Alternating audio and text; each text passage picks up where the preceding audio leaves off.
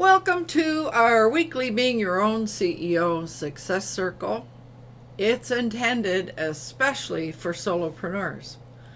And this morning we're going to talk about tips for writing great posts. And we'll be right back after this.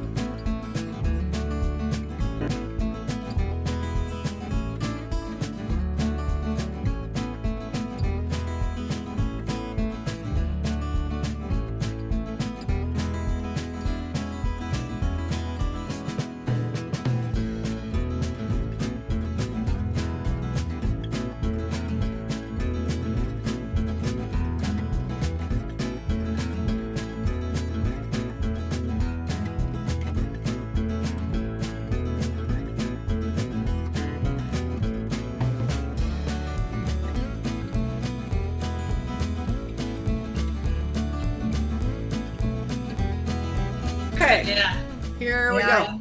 Here we go. Hi, everyone. This is Lolan, your host, and greetings to panel members this morning. Hoping that everything is fine in your part of the world, since we seem to be in various parts of the world. So, as usual, I would like us to begin by introducing what we do. And so I will get us started by saying that in my coaching and consulting work, I just love helping solopreneurs who want more from their business. Together we overcome that overwhelm and the resulting procrastination as we put together and bring forth the business mastery plan into reality. So my news from Victoria this morning is I actually have made a number of changes to the way we're doing this. This morning is a bit of an experiment. For those of you that have been around for a while, I used to use a Roland's VCP plugin, which allowed me to host this event on my website, and also have the at that time was Google Plus comments right there on the web page side by side. Well, I discovered that there is a way, and of course, before I forget, because Google Plus went away, the VCP no longer worked. So on my website, I went back to just linking to YouTube. So if somebody came to my website, they would hit on that link, and they would be taken to YouTube. And that takes them away from the website. And of course, my goal is to keep people on my website.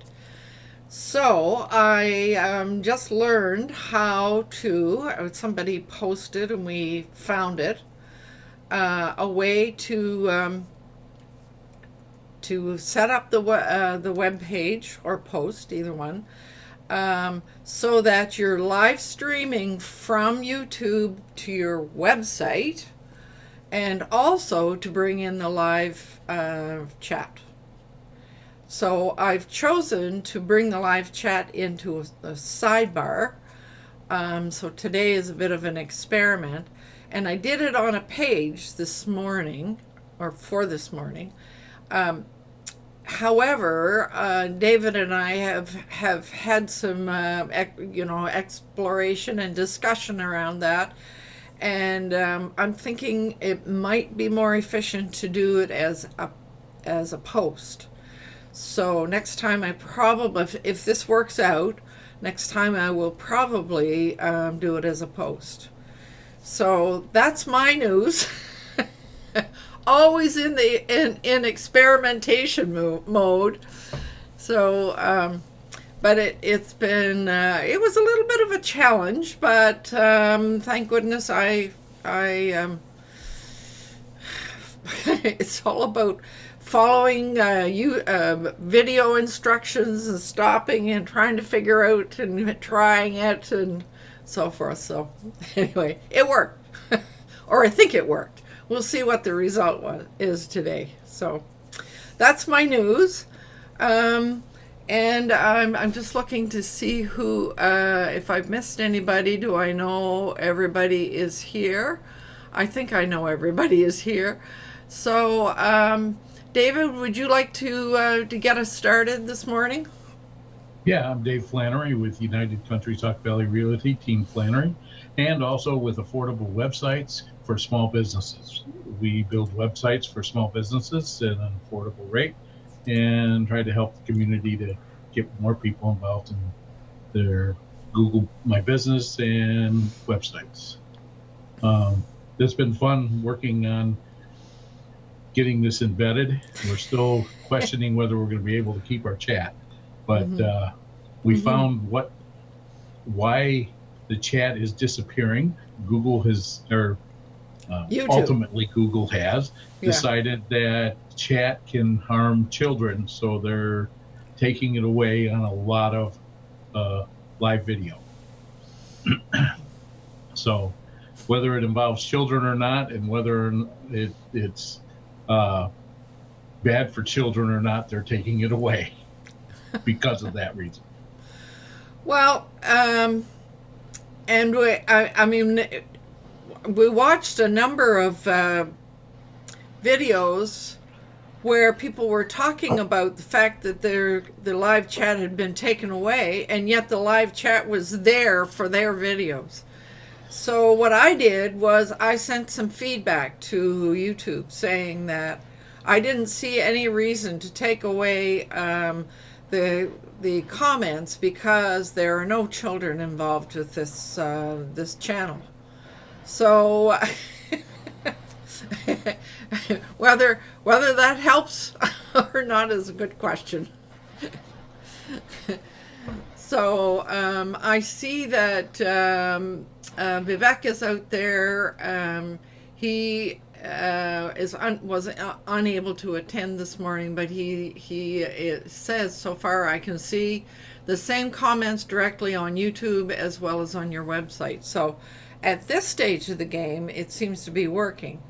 The next stage will be after the recording has been uploaded. Will those comments stay there, or will they disappear? Big question. And I really want to say a big thank you to David, because when you're doing all this kind of thing, it's for me it's so much easier to have someone to bounce ideas around with and to try things out with, etc. So I do appreciate that, David. You're welcome. I do appreciate your help when you help me too. So. Right. It's a give and take kind of world. So yeah, it is. I enjoy helping, and if anybody ever needs anything that I've got knowledge-wise, I'm more than willing to help. So. Well, and that's the way it needs to be, isn't it? Yep. Yeah. And you can find it through affordable websites for small business. Right on. Shameless plug there. Right. Okay, let me see. Oh, Fred, how would you like to introduce yourself? You're still in California. Yes, I'm still in California. I'll be here until first week of August, and I'll return to Victoria then. It's currently about 27 degrees, going up to 37, so it's been warm the last few days. But I'm still working hard on Our Future Leaders, where I work promoting, teaching, and coaching and mentoring young people to become leaders and better communicators, to become the leaders that our world needs. And I'm looking forward to going to Portugal in September, working on a presentation I'm giving on leadership, which is really enlightening to me, how leadership is changing as times are changing. Mm. And what we're looking for in our leaders is changing. And there's a lot of examples when you open your eyes, as I am in that area. You see examples on a daily basis where the old leaders are saying, "Oh, who are these young people think they are?" Changing the way it's been. And it's everywhere. It's all over the place, from from the Canadian politics to the American politics to the European politics. It's everywhere. Not only in the politicians, but almost in business. It's just exciting to see the changing in leadership and the roles.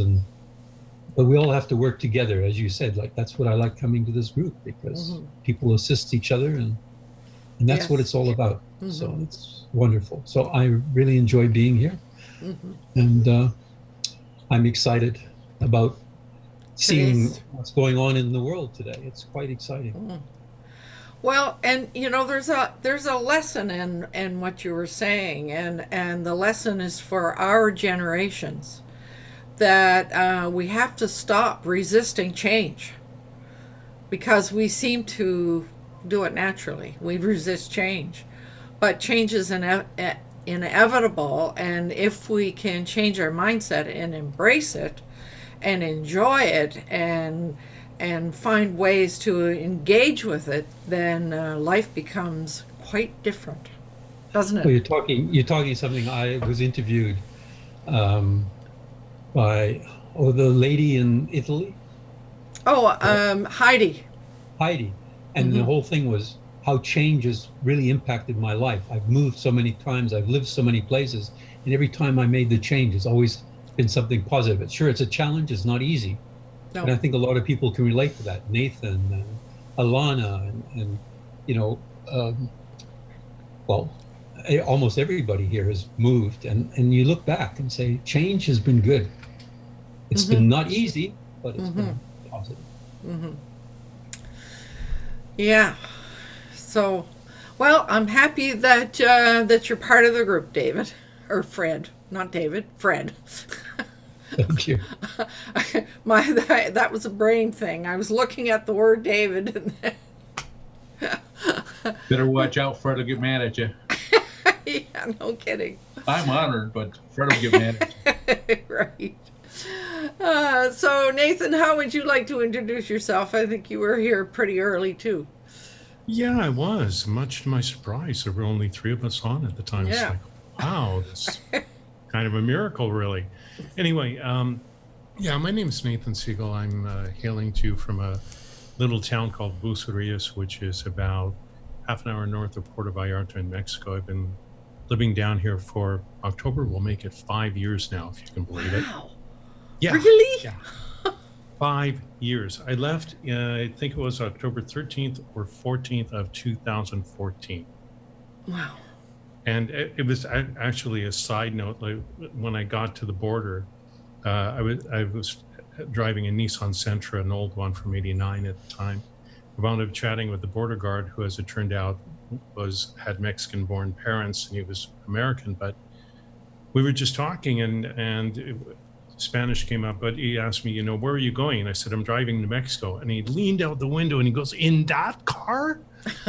and then we had a brief conversation in Spanish, and then he waved me on. Yeah, I mean, in terms of change, like, I've driven the Baja 3 times in my Nissan Sentra. I don't have it anymore. I had to sell it. But that's an example of change. And driving the Baja was one of the greatest adventures I've ever had. 1,500 kilometers through desert of various kinds. Anyway, my thing is, I work with people to portray them as a go-to person, the trusted authority in their niche. And I do so by helping them write a lead generation book. It's not designed to be an epic. It's designed to be short, readable, very quick, gets to the point. So that's it.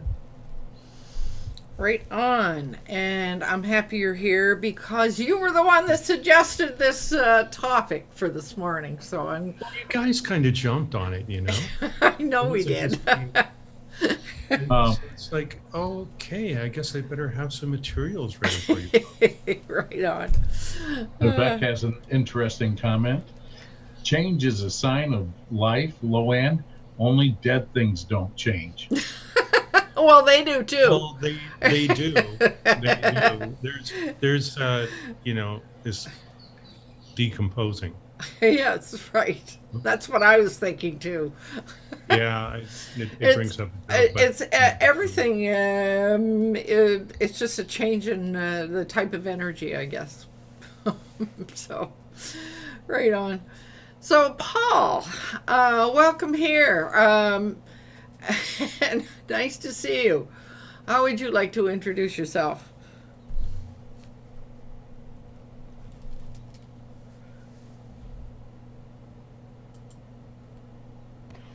You're muted, Paul. Unmute your microphone, my friend. We can't hear you.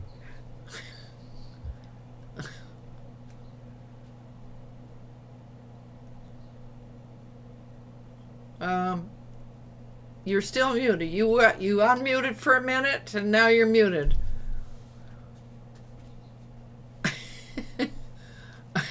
Look down in the left-hand corner. So, in the meantime, Alana, how would you like to introduce yourself? Okay, hello everyone. My name is Alana, coming to you from Ireland, and my website is emptynester.blog.com, where I help empty nesters in the world of online marketing. And my business is ALB Digital Marketing Solutions, where I help local people with their websites, and I create blog posts and keyword research and that sort of thing. And it's about after 5 here, and it's a glorious summer day, so enjoying the Irish summer at the moment. Right on. And before you go, before we move on to something else, I got your comment this morning. Thank you so much. Good. You're welcome. Yeah, I was saying earlier that I thought that you were probably the only one that saw it because of time change, because it was quite late yesterday that I finally posted it. So Yeah, it was in my inbox first thing this morning. So I think Yeah. it's 8 hours difference between me and you. So yeah. So, but we will talk about that posting a little bit later, because I tried something a little bit different, and we can talk about that. So welcome here. Happy that you're here. Now, Paul, you are unmuted, so That's nice. Yes, so I was clicking on the little unmute at the top script, and I didn't go down to the bottom, and it said I was unmuted, but I wasn't. So, story of my life. I'm halfway there. Anyway, my company's TTG International Management, and we simply take ideas and turn them into profitable actions. And I'm lucky to live in Lowlands Hood, and we're so close, and yet we hardly ever get together for a coffee anymore. gotta do that though. You're just too busy, young lady. That's what calendars are for, my friend. Yes, we know. So speaking of being in the neighborhood, I'm going to take the bus out to Sydney and then another bus out to Land's End today to go and share Denise's garden. Some of you may remember Denise, who has been here a few times. So I have never taken the bus to Sydney, so I'm going to do that today as an adventure. Those $5 bus passes are just marvelous. Yes, I know. So number 70 to Sydney. Yes, and then 85 to Land's End. So I thought it's a lovely day here, so I thought it would be a fun thing to do. So right on. Happy you're here, Paul. Let's see. Javita, how about you? How would you like to introduce yourself? Namaste, all of you. I'm from India and my name is Jivita. Also, people know me as Shubhangi also. And I have 2 websites. one about ReikiAmazes.com. It's all about energy healing. And another one is about Advantage Affiliates. It's all about affiliate marketing. And I like to posting every day. So you are posting every day? Woo! Try my best. Wow. I'm impressed. I'm lucky if I can post once a week. Oh dear. So I'm happy you're here, and we'll have some conversations about all those things that we do in our posting. So now let me see. Who am I missing? Have I missed anybody, or have we got everybody? I think You've got everybody so far. Yeah, I think so. So, we had decided that we were going to talk about tips on writing great posts. And I was up really, really early this morning thinking about that. All right, so what are some of the important things that I've stumbled on? And of course, knowing doing your research on keywords seems to be an important thing to do, so that you can use a keyword that is going to be searched.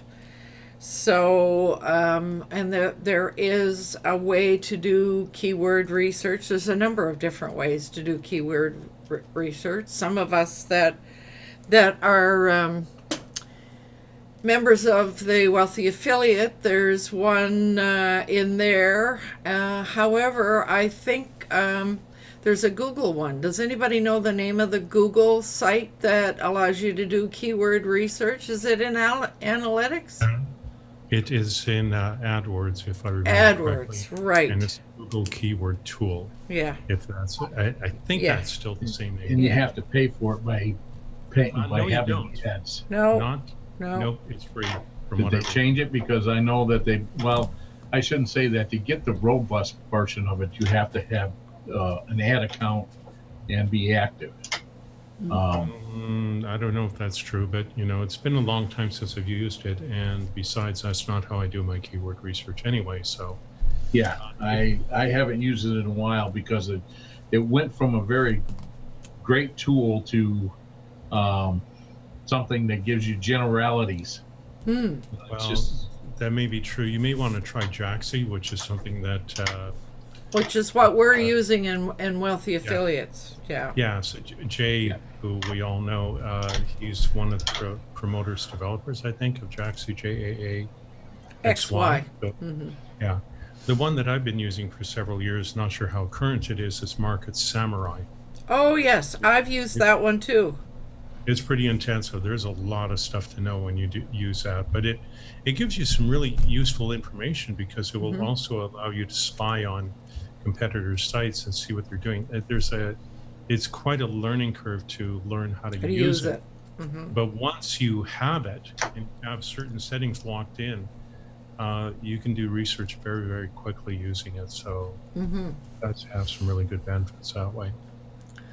So Market Samurai, I remember stumbling on that related to a chap that used to do courses, online courses from Australia.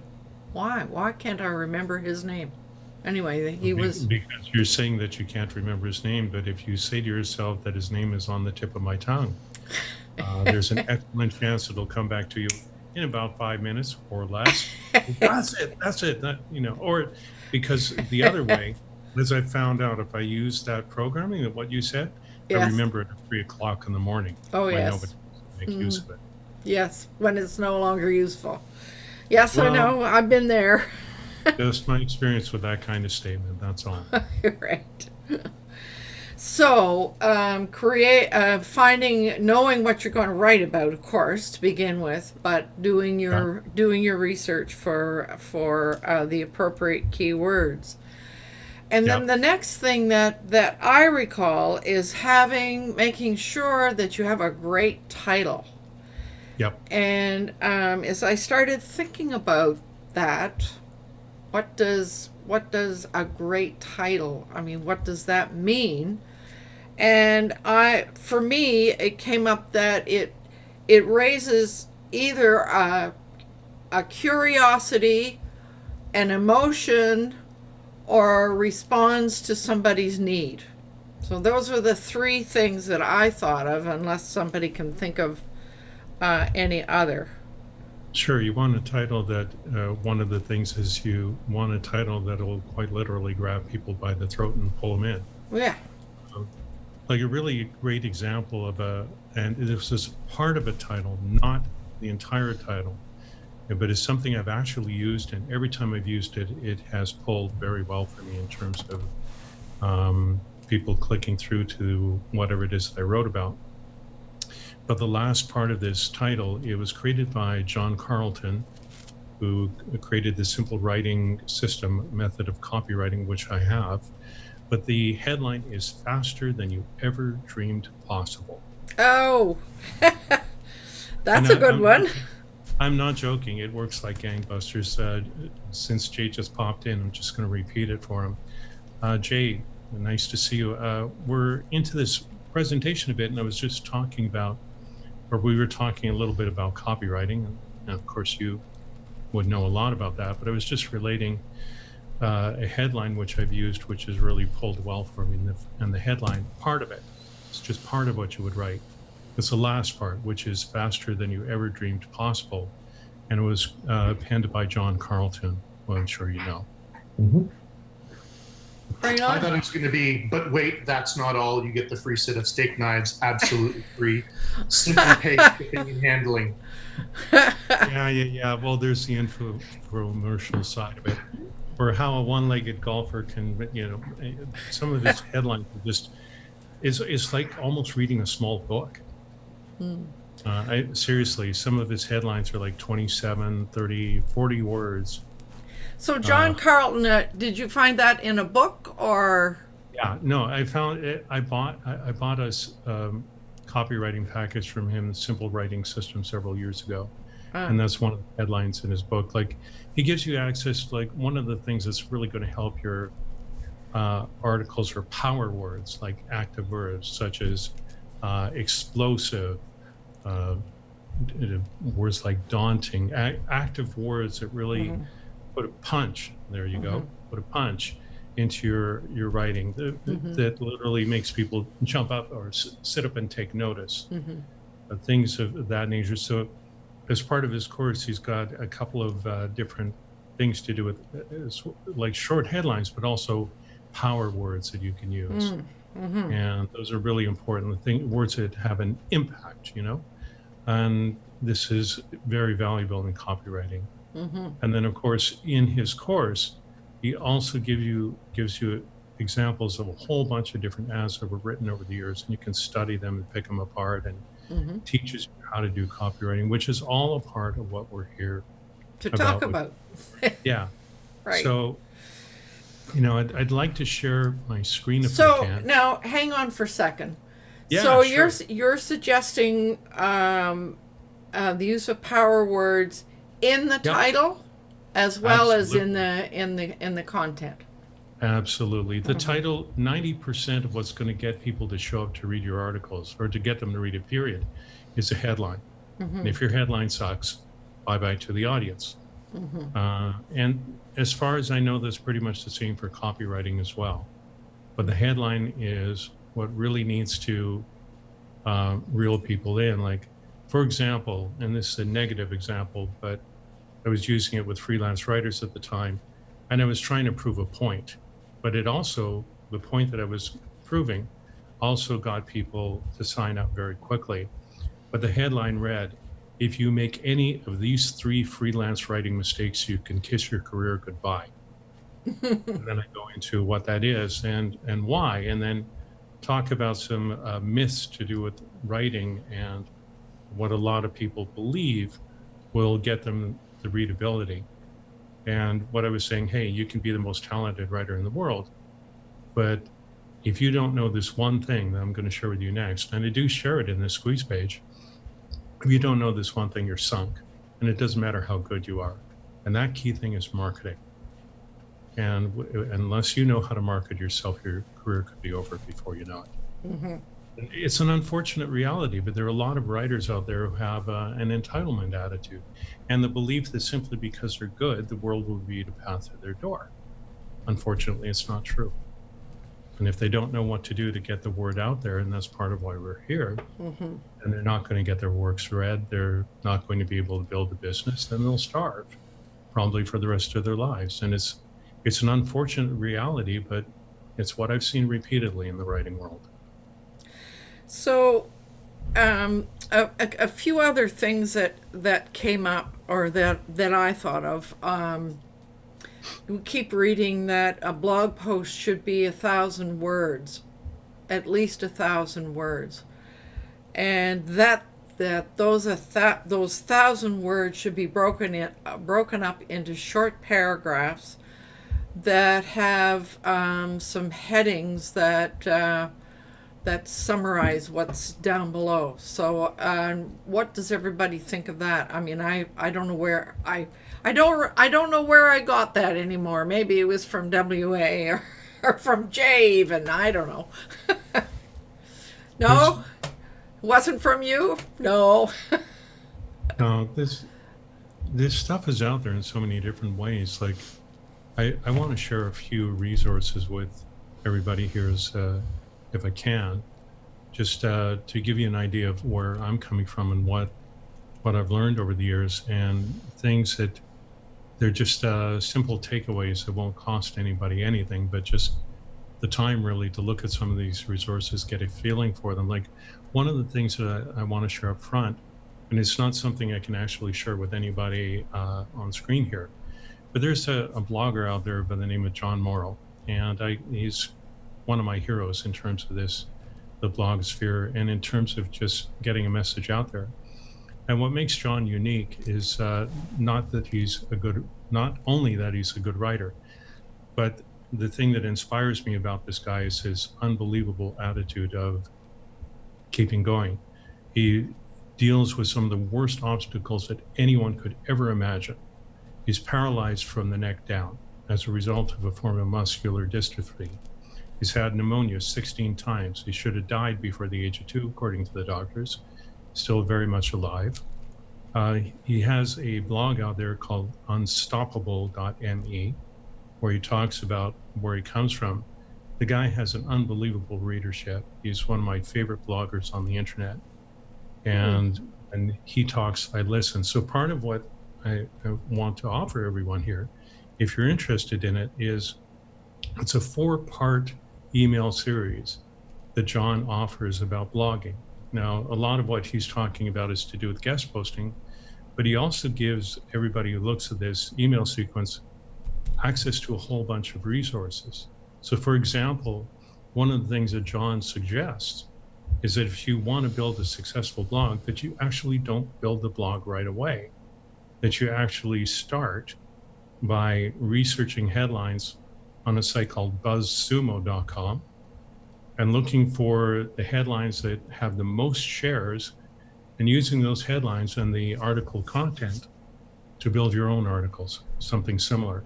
The second thing he suggests is using a site called medium.com, which is built by the folks who created Twitter. And they have a readership of approximately 60 million people. And so it's a really good place, a sandbox, if you will, to test your ideas to see how good they are. And then after a while, you can take those ideas and port them over to your blog. So there are these various different things. And the third thing is if you go to a website called smartblogger.com, which is part of John's space, one of the things that will pop up is a little opt-in thing for something called headline hacks, how to write posts, blog posts that go viral. And so if you download the headline hacks, it gives you access to something like 50 different headline scripts that you can experiment with in order to create really catchy headlines for your blog. Yeah. So John Morrow, you're saying? John Morrow, Morrow, right? Thank you. John, Jon. Oh, Jon. Jon. Yeah, sorry about that. Should have been specific. Yeah. Okay. He's one of the the top people out there. Another guy to check into is a guy by the name of Brian Clark, and he is involved with what is it called? Copy Blogger. Thank you, Jay. I figured you'd know. Yeah, Copy Blogger, which is also a really good site. Lots of awesome resources for blogging and marketing and stuff like that. There's another blog which is run by Brian Clark again, is called Unemployable. It's a newsletter thing that he sends out infrequently, and it has some good stuff in it too. Right. Okay.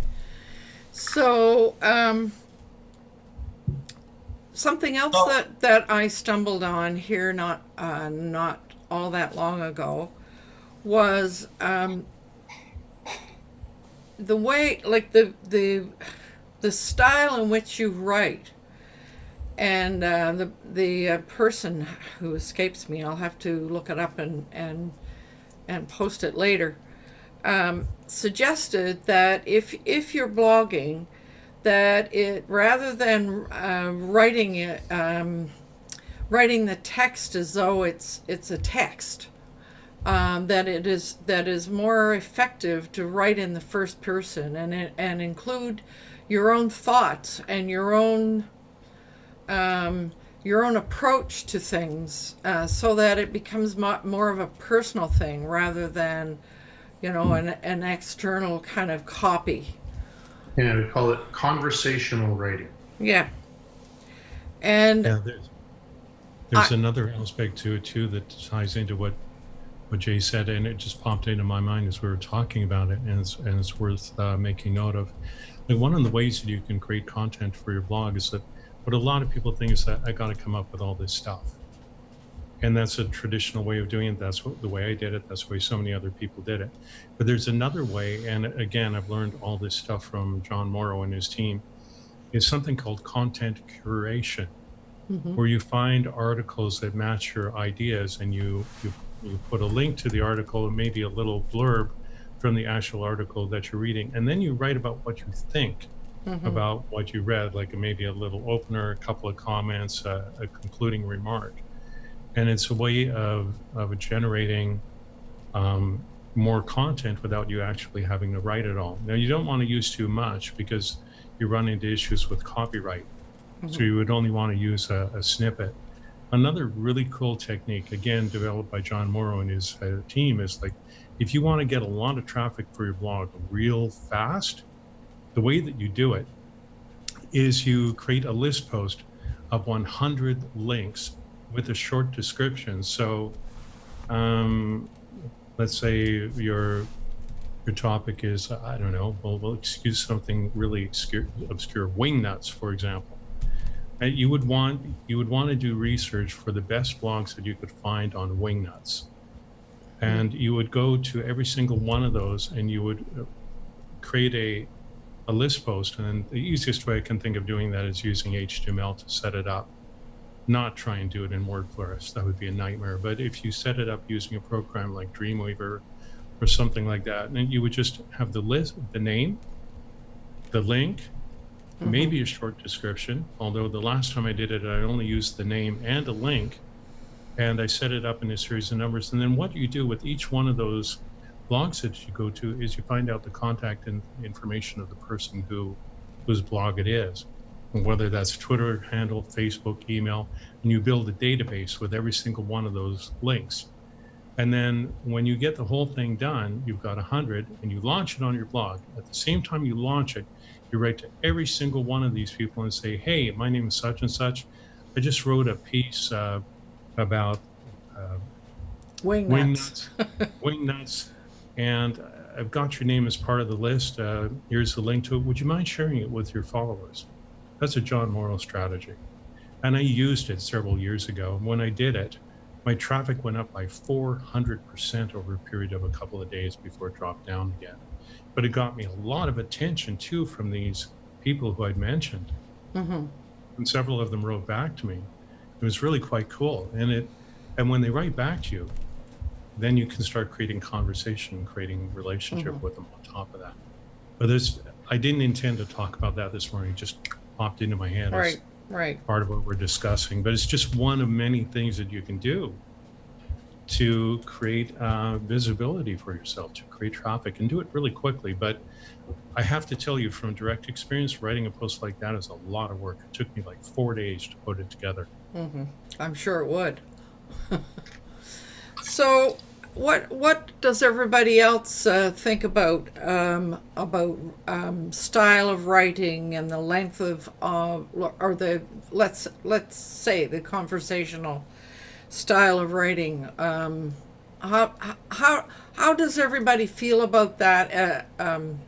Maybe as a viewer rather than as a person writing. So, Lolan, I probably am not an expert at all on this. The only blog I follow is someone by the name of Seth Godin. Yep. And he does a daily blog, and I've noticed a couple of things about it. First of all, what you talked about, the headline is always interesting and makes me want to read more. And secondly, as to length, the majority of his blogs display on the screen I'm looking at the entire blog. He uses the Churchill method of, boiling everything down to be as succinct as he can. And that's one of the reasons I read his blog, is because I know I'll get information and it's presented well and it's quick and easy.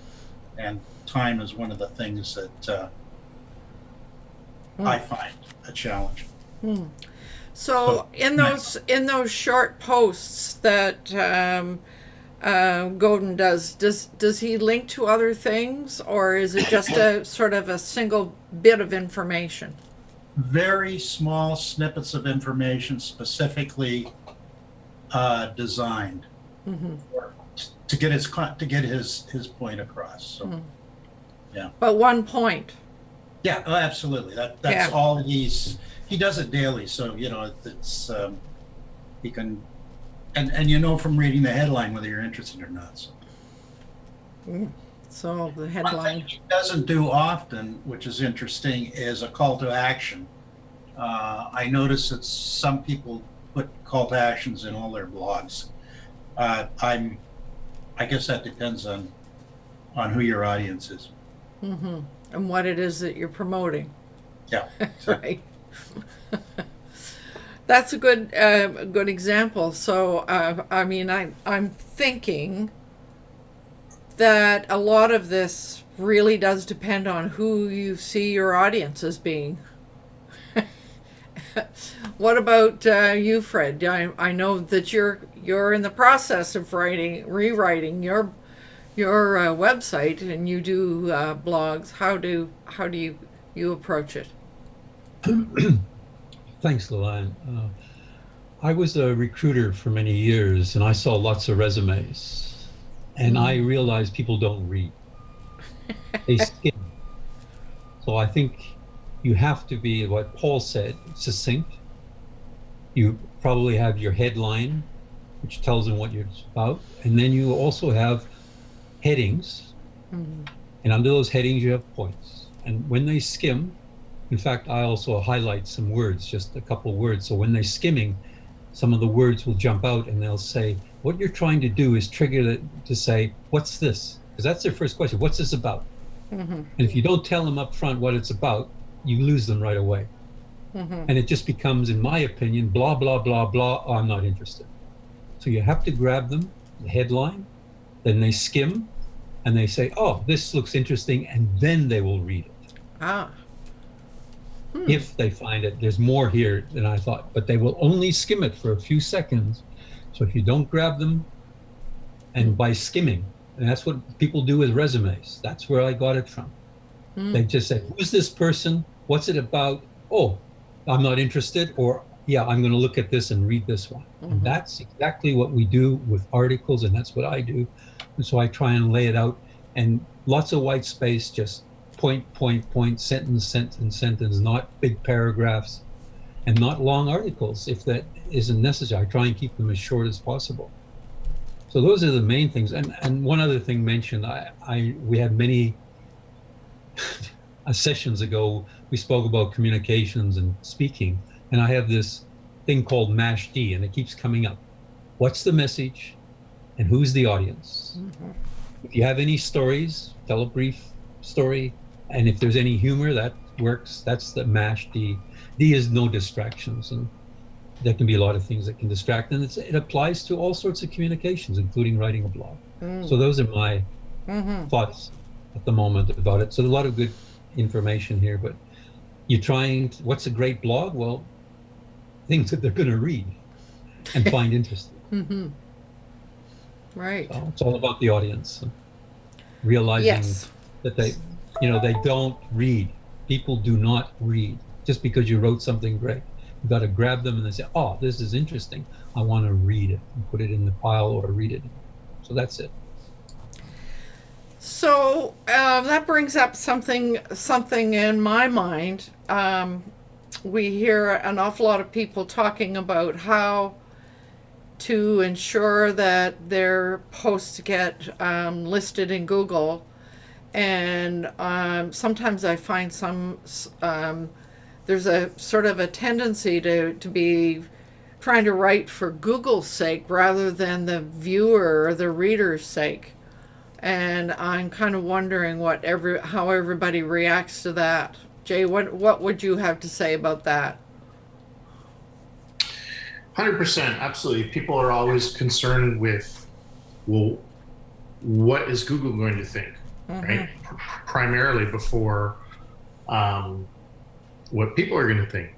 Google's just a bunch of ones and zeros, and that's it. So, primarily you got to think about your audience, the people who are going to buy from you. Google's not going to buy for you. They'll happily take your money, but they'll rarely give you your money unless you're involved with their Google AdSense program, and that's pennies on the dollar. They're just brutal that way. So at any rate, I digress. Google, if you're listening, I still absolutely love you. So. Don't we all? Yeah. And we know Google's listening. Yeah, well, exactly. I'm going to be seeing ads pretty soon on my phone based on our conversation. Become a better writer. So practicing the sucking up skills. Yeah, I would say on this. Sorry, I was just trying to think of how can I say that without sounding really insulting.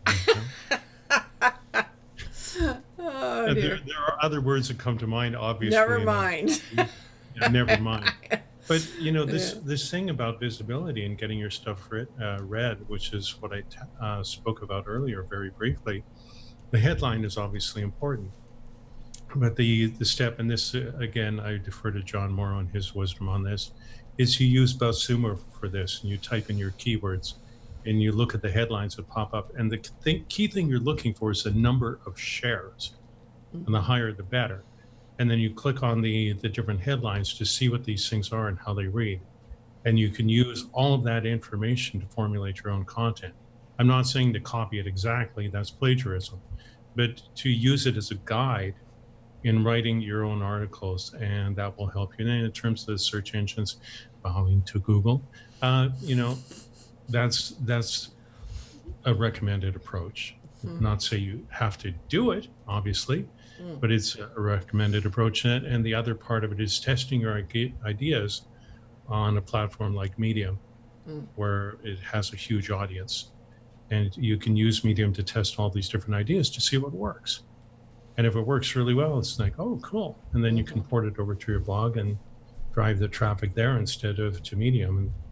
And this also plays into something that Jay and we've gone back and forth on this a lot, which has to do with not building your house on leased land.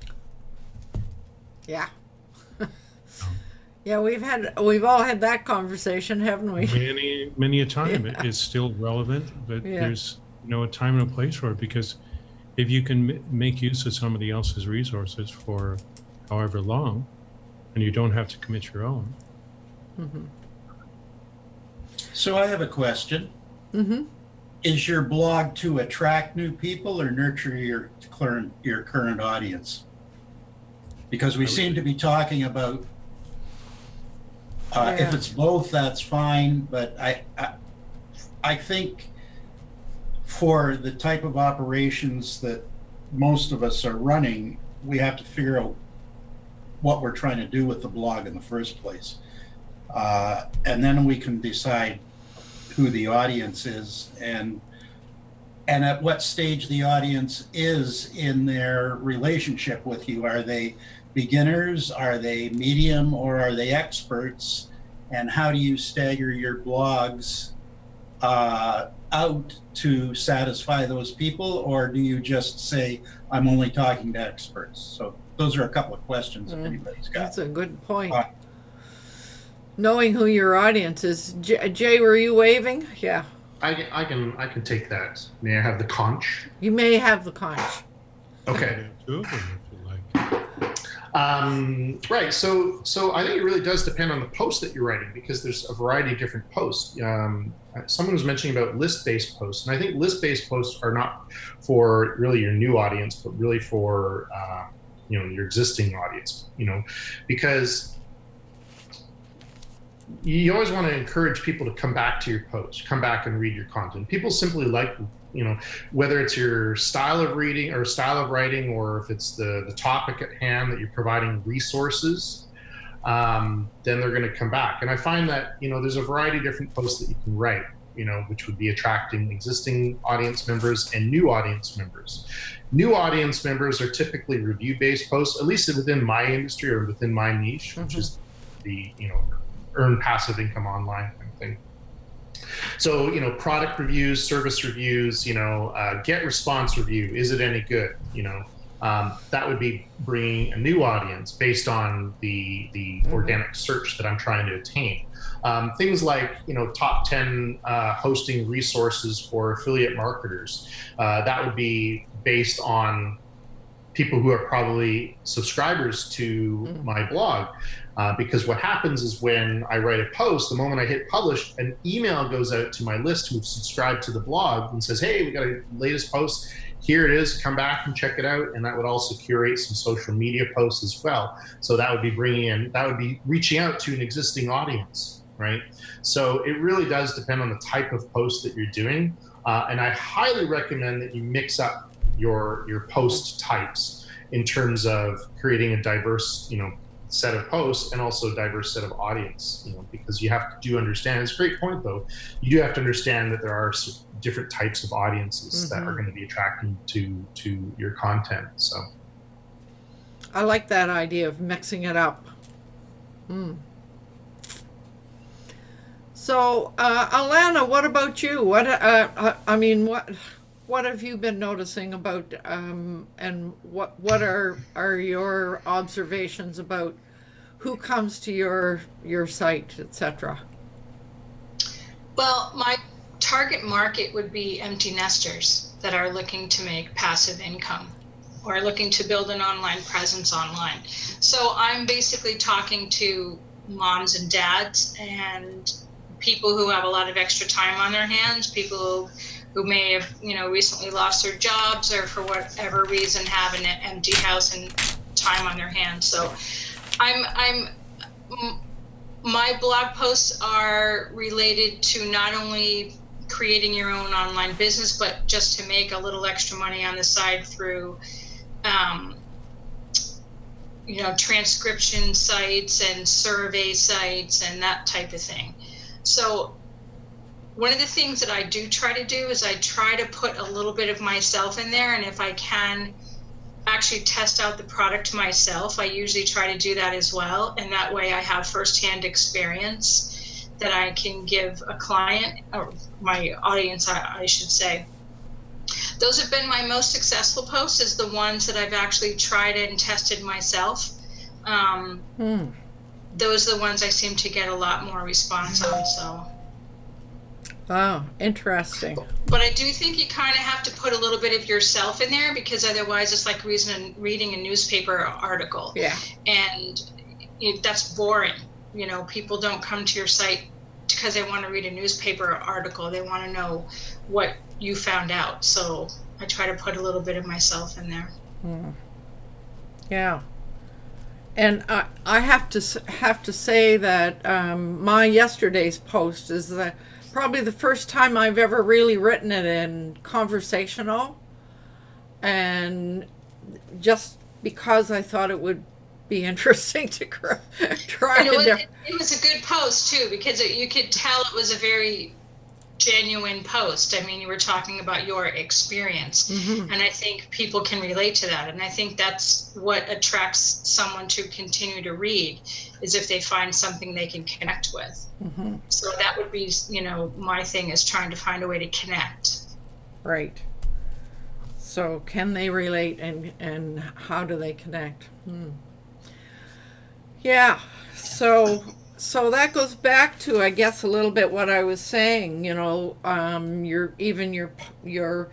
title, etc., has to bring up some a measure of emotion, I guess. So now, Javita, what about you? You said earlier that you try to post every day. How do you do that? Actually, most of the times I'm doing product reviews, so it's very formatted post, so it's very easy to write. You just and you have all the information on the net. You just go search on their website also, so it's really easy.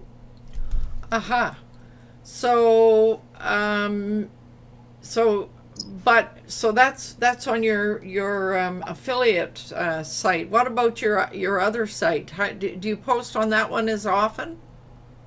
No, on that site I post on a weekly basis, or as I got time, not a scheduled post. But that takes a little bit research, because that is about energy healing.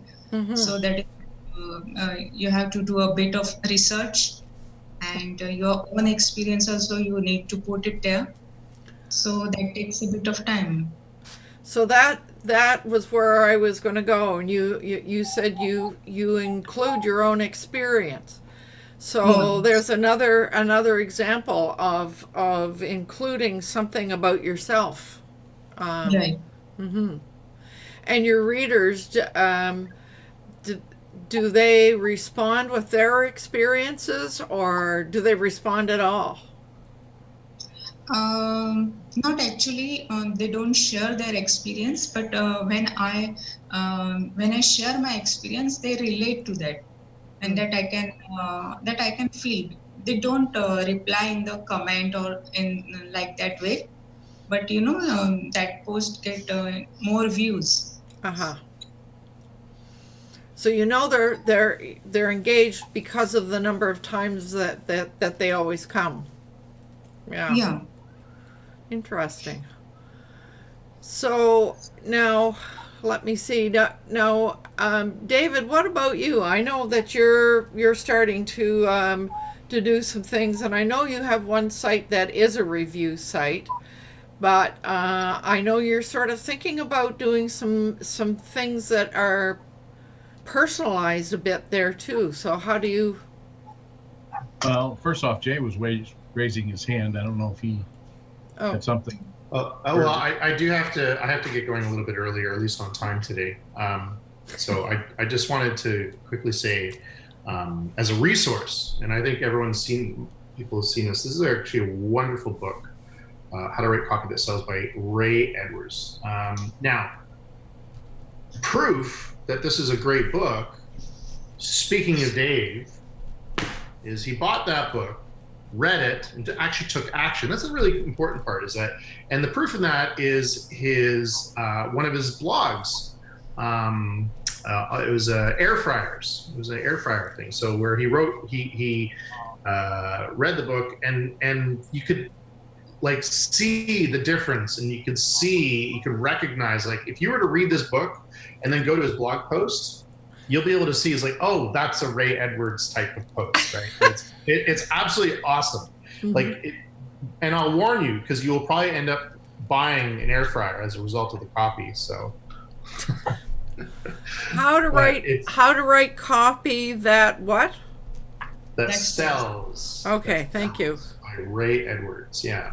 I just ordered that last week. I won't get it until next week. I'm kind of bummed about that. Oh, that's why you need a Kindle. Yeah. I also bought the other book you recommended, Jay, the content, what's the woman's name? Mira Cotton.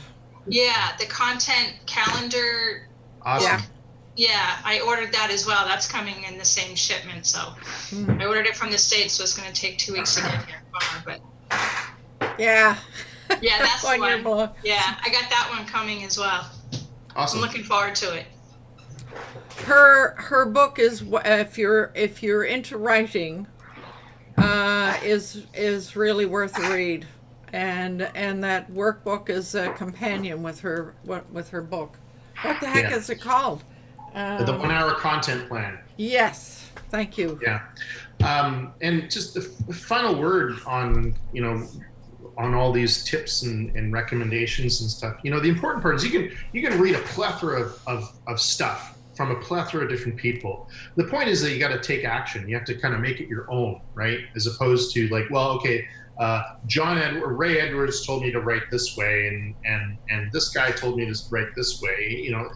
Then the next action is to write it your way based off some of this feedback, but write it your way. And then the next generation can say, well, okay, I got to write it like Jay did, or I got to write it like how Fred did, and rinse and repeat. So now it's your turn to be the influencer and pen to paper, so to speak, or fingers to keyboard, so to speak.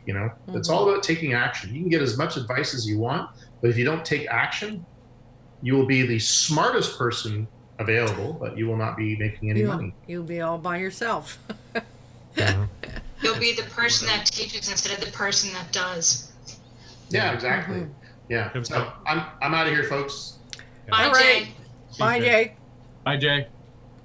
Yes, it's 10:01. He's probably got an appointment within Well, in minutes. theory, I do too, but as far as I can tell, the client hasn't showed up. So, Right.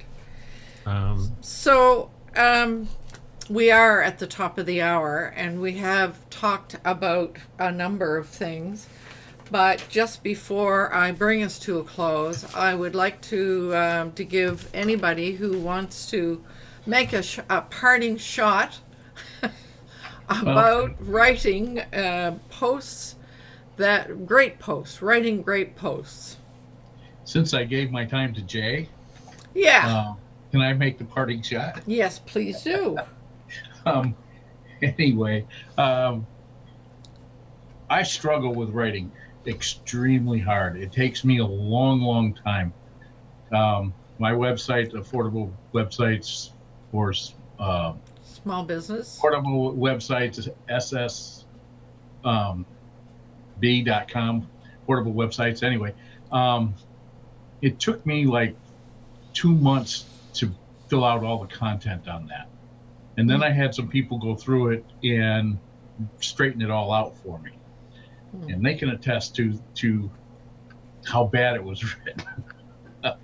And so I've gone the route of purchasing most of my content for blogs, and because it just, number one, takes me too long, and then I waste a lot of other people's time going through it and straightening it out.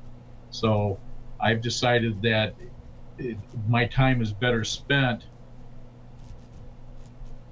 putting it on the website, finding the pictures.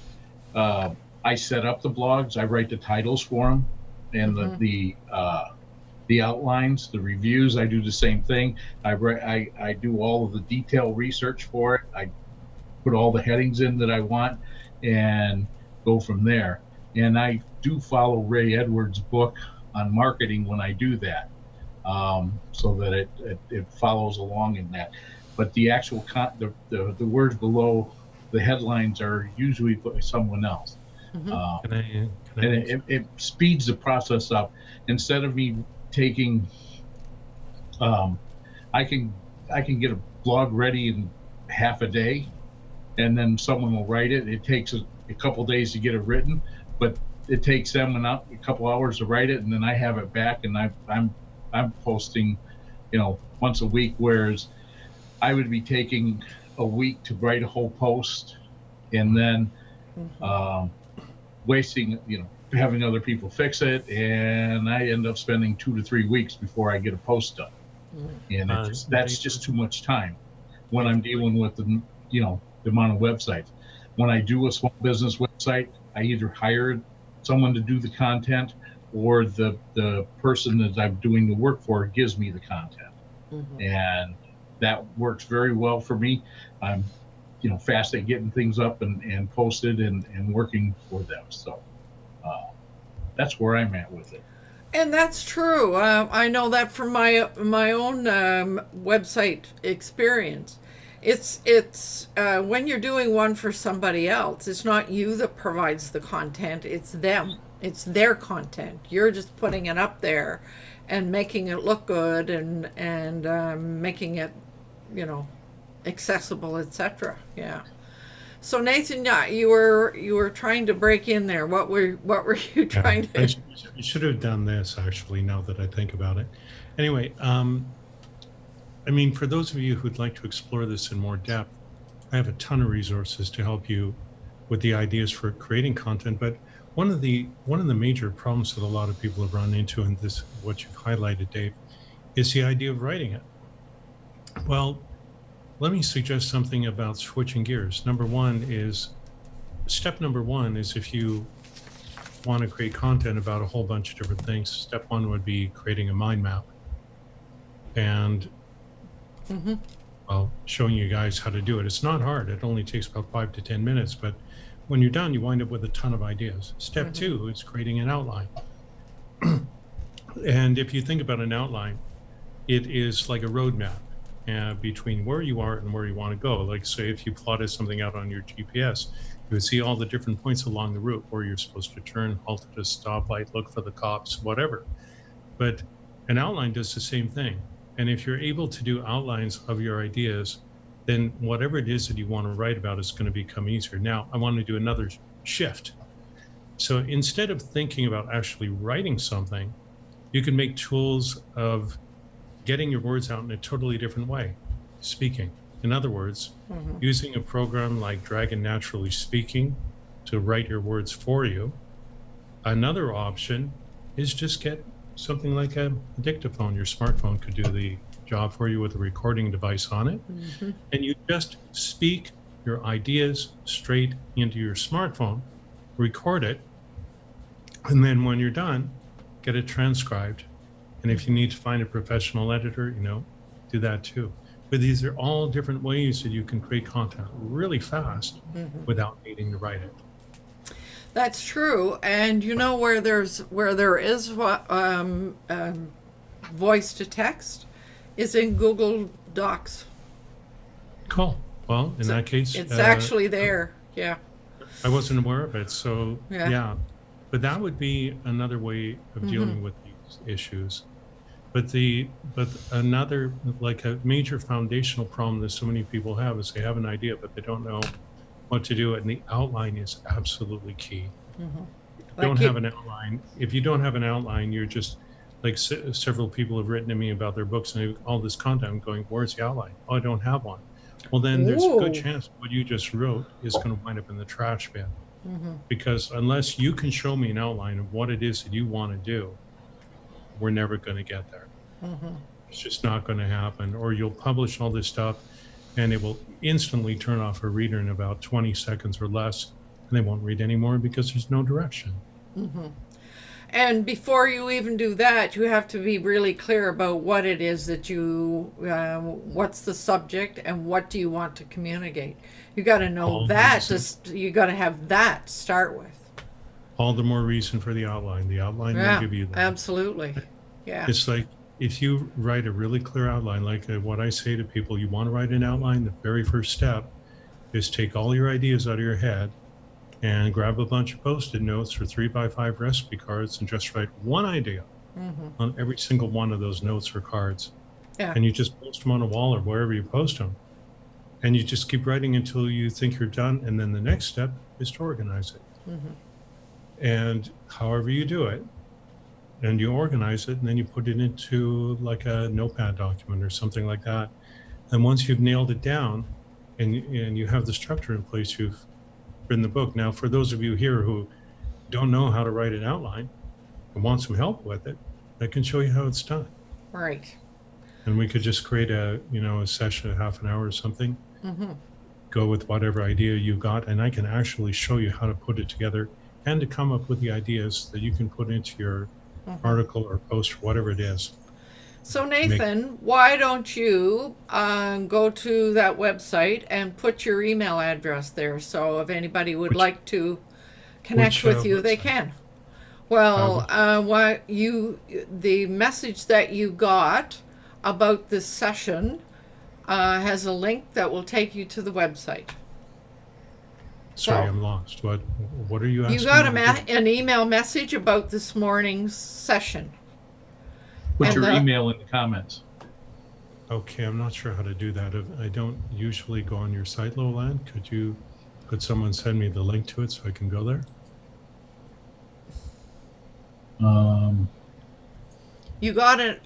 So long, Fred. No. You got an email saying Yes, that's where the thing is. The link there will take you to the page. There's a click to get you into Zoom, and if you the next paragraph, and then there's another that says click here. That Right. click takes you to the website. Okay, cool. I'll do Yeah, that. yeah, you should do that. All right. All I'll do right, that. so we're dropping away. People are dropping away because of other commitments. It's we're past the top of the hour again. As usual. So I want to thank everyone for a really interesting conversation this morning. And by way of closing, I just want to remind everyone it's important to do what you love with passion. And we shall see you next week.